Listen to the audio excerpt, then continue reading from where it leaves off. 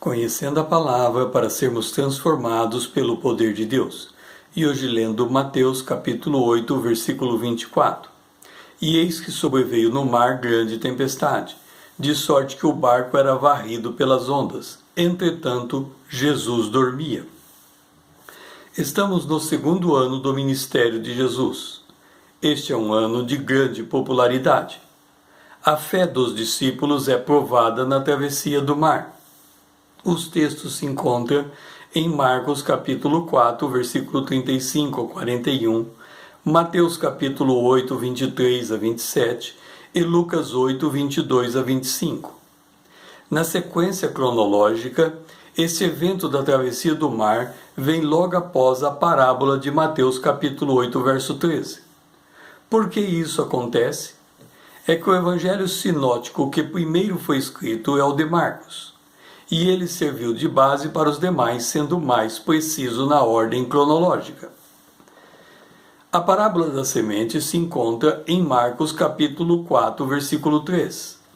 E essa travessia está em Marcos capítulo 4, versículo 35. E por que é importante esta observação? Faça-se a seguinte pergunta: em que condição se encontra o Filho de Deus nas parábolas? Ouça, está em Marcos capítulo 4, versículo 26 e 27. O reino de Deus é assim como se um homem lançasse à terra, depois dormisse e levantasse de noite e de dia. E o que Jesus fizera? Lançara a semente, isto é, as parábolas. E o que Jesus fazia agora no barco? Dormia.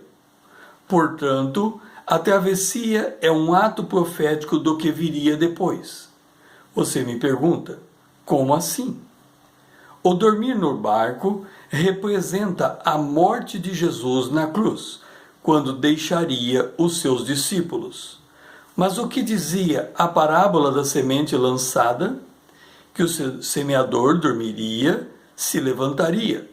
E o que representa o se levantar, se não o ressuscitar, como se deu com Jesus após sua morte na cruz? Em que hora se levantaria Jesus? De noite, depois de dia? Ouça o que Jesus disse quando da sua prisão. Está em Lucas capítulo 22, o versículo 53. Diariamente, estando eu convosco no templo, não puseste as mãos sobre mim. Esta é, porém, a vossa hora e o poder das trevas. Ou seja, Jesus ressuscitou nos 3 dias mais negros deste mundo. Considere isso. Naqueles dias, fora morto ninguém menos que o autor da vida. Está em Mateus, capítulo 3, em Atos dos Apóstolos, capítulo 3, o versículo 15. Naquela noite, Jesus atravessara o mar com os seus discípulos e dormia. E o que representa o mar? Ouça, está em Apocalipse 17, o versículo 15. Falou-se ainda: as águas que viste onde a meretriz está assentada são povos, multidões, nações e línguas. Traduzindo então, a travessia do mar representa a execução do ide de Jesus em meio à grande adversidade, evento após a sua morte e ressurreição. E observe isso: se a sua ressurreição se dá nos 3 dias mais negros da história, depois da noite vem o dia, o que habilita o povo de Deus a realizar esta obra. Isto porque, após a sua ascensão, viria o Consolador, o Espírito da Verdade, a virtude do Espírito, conforme Atos capítulo 1, o versículo 8. Voltemos então ao barco. Diante de uma grande tempestade, os discípulos ficaram desesperados, então clamaram ao Senhor. Está em Marcos capítulo 4, versículo 38. Eles o despertaram e lhe disseram: Mestre, não te importa que perecemos?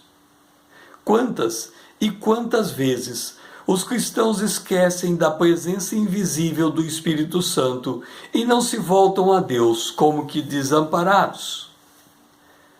Paulo questiona para despertar a nossa fé. Ouça, está em 1 Coríntios capítulo 3, o versículo 16. Não sabeis que sois o santuário de Deus e que o Espírito de Deus habita em vós? É por isso que o Senhor se levantou, e a primeira coisa que disse foi: ouça, está em Mateus capítulo 8, versículo 26. Porque sois tímido, homens de pequena fé? O que essa travessia nos ensina é que não podemos perder de vista a nossa identidade em Cristo. Diante da prova, tem o trigo e o joio. Aquele que é trigo sabe que a vitalidade da sua seiva provém de Deus que o semeou. Este é o nascido de novo, tem o Espírito de Deus e não pode se acovardar diante da prova, por mais desesperadora que seja. Naquele dia, Jesus repreendeu o mar e houve grande bonança. Está em Mateus capítulo 8, versículo 26. E os discípulos tiveram uma revelação experimental do poder de Deus. Está em Mateus capítulo 8, verso 27. Do seu tesouro tiraram coisas novas, uma nova experiência com Deus. O meu nome é César, usando da internet para compartilhar a palavra de Deus.